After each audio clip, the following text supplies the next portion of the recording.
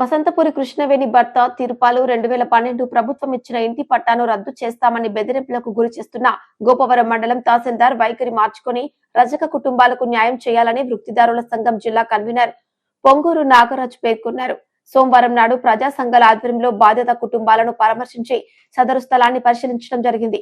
అక్కడ ఆమె గుడిసె వేసుకుని నివాసం ఉండగా ఇటీవల కాలంలో గుడిసె పడిపోయి ఉన్నది అనే ఉద్దేశంతో అధికారులు ఇక్కడ బోర్డు పెట్టడం కాదని, ఇబ్బంది పెట్టడం అధికారులకు తగదని ప్రజా సంఘాల నాయకులు అన్నారు.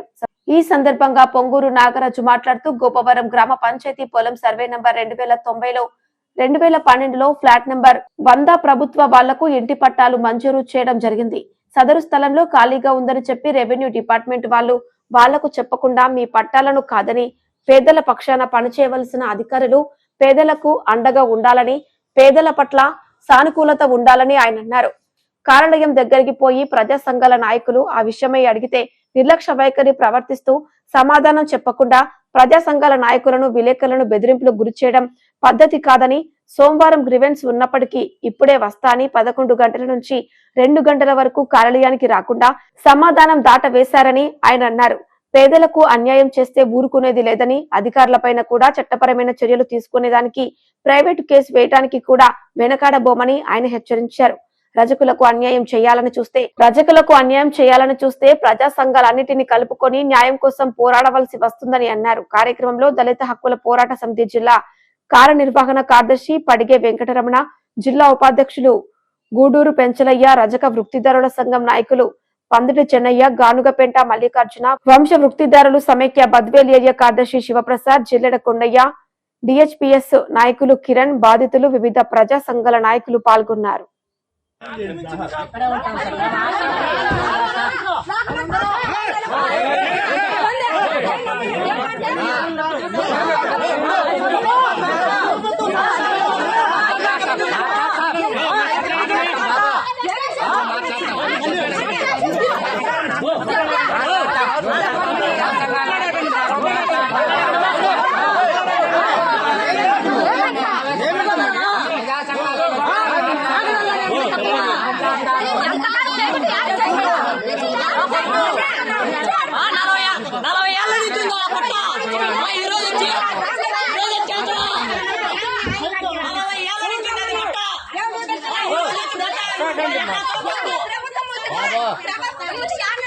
మీరు గొడవకు రాకూడదు.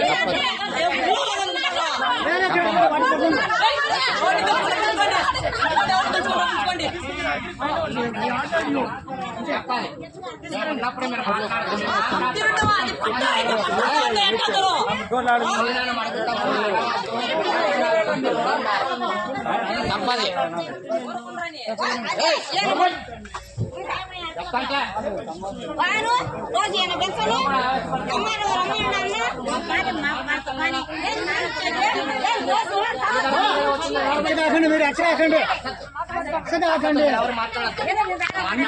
మీరు ఎక్కడండి అరవద్దు మీరు.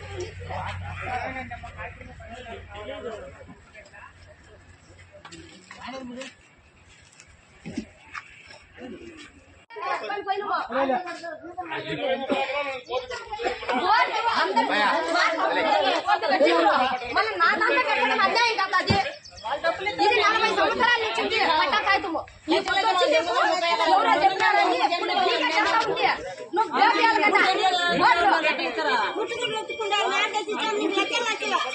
మాకు చేసినంత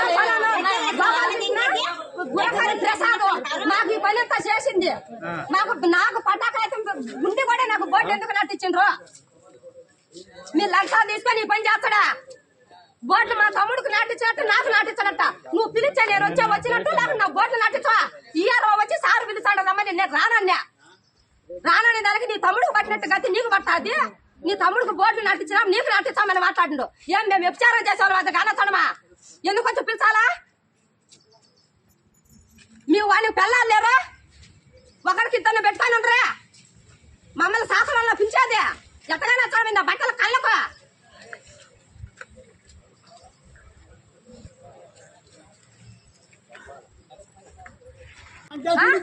ఒకరికి ముగ్గురు బిడ్డలు రెండే పెళ్లి పిచ్చిలే చేస్తారని లేకుంటే అమ్మాయిని పరిగెత్తారా దాంట్లో బోర్డు నాటించరా మీరు లంచా తీసుకొని ఈ పని చేస్తారు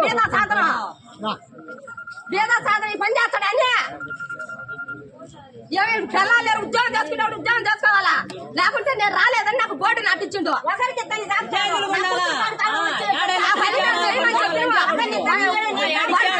లేనప్పుడు వాడికి పిల్లలు లేరు పిల్లలు లేడా పిల్లలు కనిపించండి నా కూతురు మీకు లంగా మా ఊరు చెప్పు నా పేరు కృష్ణవేణి, మాది గోపారం సార్. మాది పటా ల్యాండ్ ఉంటే సార్ వచ్చేసి బోర్డు వేసిండు. ఎందుకు వేసిన సార్ అంటే నేను వేసినాను అని చెప్పి సమాధానం మాకు ఇవ్వడం లేదు సార్. మేము వచ్చి సార్ కాడికి వచ్చి తిరిగిపోతుంటే మాకు రమ్మంటాడు, కానీ ఇప్పుడు మాకు ఏం రిపటెన్సీ లేదు, మాకు సమాధానం చెప్పడం లేదు. ఎందుకు వేసినామంటే ఈఆర్ఓ సార్ని పంపించేది సార్ పిలిచానంటే ఎందుకు పిలిచానంటే ఏం సార్ మాది పటాలంట కదా ఎందుకు వేసినారంటే లేదు పటాలంట సార్తో వచ్చి మాట్లాడు, సార్తో వచ్చి నేనేం మాట్లాడా మా వాళ్ళని పిలుచుకొని నేను వచ్చానంటే లేదు సీక్రెట్ గా మాట్లాడాలంట సార్తో నువ్వు వచ్చి మాట్లాడని నైట్ పూట వచ్చి పిలుస్తాడు సార్. దేనికి వచ్చి పిలుస్తాడు మమ్మల్ని? మా పట్టా ల్యాండ్లో కూడా మీరు బోర్డు వేసి కూడా ఈ ప్రకారంగా మేము ఇప్పుడు ఈ రోజు వచ్చి కూడా 11 గంటల దాకా వేడి చేసినాం సార్. మాకు ఏమి డిఫరెన్స్ ఇవ్వకుండా మాతో మాట్లాడుకున్నానే వెళ్ళిపోతాడు, రమ్మంటాడు వెళ్ళిపోతాడు. 4 రోజుల నుంచి మేము తిరుగుతున్నాం సార్. మరి ఇది న్యాయమా అన్యాయమా సార్? మాకు ఈ ప్రకారం చేసి ఏదో మేము బీదవాళ్ళం సార్, మేము గుడలు తుక్కునే వాళ్ళము, మాకు అది ఇంటి స్థలం కూడా లేకుండా ఈ ప్రకారంగా కష్టపూర్వకంగా మమ్మల్ని ఈ ప్రకారంగా చేస్తున్నారు సార్.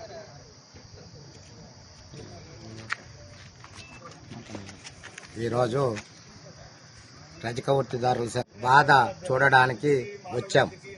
ల్యాండ్ దగ్గరికి పోయినాం. అక్కడ గత కొంతకాలంగా ఇంటి స్థలం ఉంది.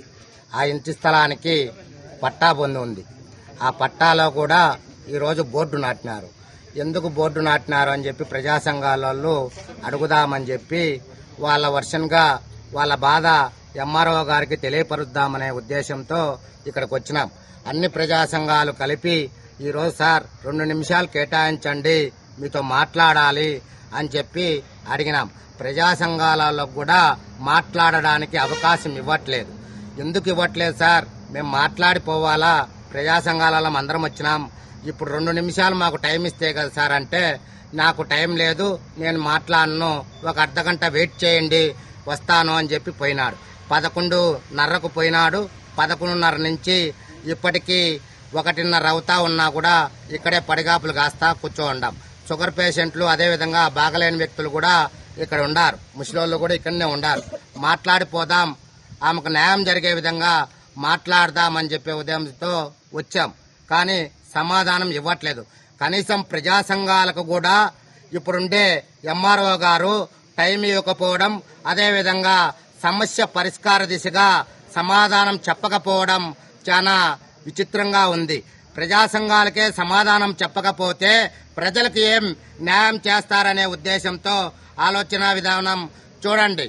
ఉన్నతాధికారులకు కూడా రేపు ఆర్డీఓ గారి దగ్గరికి, కలెక్టర్ గారి దగ్గరికి తీసుకుపోవడానికి సంసిద్ధమవుతున్నాం. ఈ సమస్య పరిష్కారం కాకపోతే బద్వేల్ నియోజకవర్గంలో ఉన్న అన్ని వృత్తిదారుల సంఘాలను కలుపుకొని ఎంఆర్ఓ ఆఫీస్ ముందు బైఠాయించడానికి కూడా మేము సిద్ధంగా ఉన్నాం. ఆమె జనేన్ ఎందుకు 4 కుటుంబాలున్న కాడ 4 కుటుంబాలు, అది రజక కుటుంబాలు, బట్టలు తుక్కుంటే తినాలి లేకుంటే లేదు. అలాంటి వాళ్లకు న్యాయం జరగకపోతే ప్రజా సంఘాలలో వస్తే, ప్రజా సంఘాలలో కూడా సమాధానం చెప్పకపోతే రాజకీయ నాయకులకు తొత్తులుగా వ్యవహరిస్తూ ఇలాంటి వాళ్ళందరికీ కూడా అన్యాయం చేస్తా ఉండరు. ఎవరైనా బలవంతులకైతేనే మాటింటారన్నది నగ్న సత్యంగా చూపిస్తా ఉన్నారు. వాళ్ళ దగ్గర ఆర్థికంగా గాని మానసికంగా చాలా ఇదైపోయి ఉన్నారు. అన్ని ప్రజా సంఘాల దగ్గరికి మొరపెట్టుకుంటా ఉన్నారు. ఇది ఏమాత్రం సమంజసం అని చెప్పి అడుగుతా ఉన్నాం. ఈ రోజు టీడీపీ అధికారంలో ఉంది. ఈ టీడీపీ అధికారంలో ఉన్న నితీష్ రెడ్డి గారు కూడా దీని మీద స్పందించాలి, వీళ్ళకి న్యాయం జరిగే విధంగా మాకు సహకరించాలని చెప్పే ఉద్దేశంగా ప్రజా సంఘాలుగా డిమాండ్ చేస్తా ఉన్నాం. ప్రజా సంఘాలుగా ఇక్కడికి వచ్చి మాట్లాడదామని చెప్పి 2 నిమిషాలు టైం అడిగినందుకు మీరందరూ ఊకుమ్మడిగా వచ్చి నిలబడుకున్నారు. మీ పైన బైండోవర్ కేసు కడతాను, ఆమెను ఒక్కదాంతోనే మాట్లాడతాను అని చెప్పాను కదా అని చెప్పి ఆమెను బెదిరిస్తా ఉన్నాడు. ప్రజా సంఘాలను కూడా బెదిరిస్తా ఉన్నారు. అంటే ప్రశ్నిస్తే జవాబు అడిగితే బైండోవర్ కేసులు పెడతారా? ప్రజా సంఘాలు కూడా మీ దగ్గరికి రాకూడదా? ప్రజల సమస్యల కోసం మేము అడగడం తప్ప. కాబట్టి ఉన్నతాధికారులు ఈ విషయం దృష్టికి తీసుకుపోతాం. ఉన్నతాధికారులైనా సరే సరిచేయవలసిన బాధ్యత ఉంది కాబట్టి ఉన్నతాధికారులు చూడవలసిందిగా కోరుతా ఉన్నాం. ఈ ఎంఆర్ఓ పైన తగిన చర్యలు తీసుకోవాలని చెప్పి ప్రజా సంఘాలుగా డిమాండ్ చేస్తా ఉన్నాం.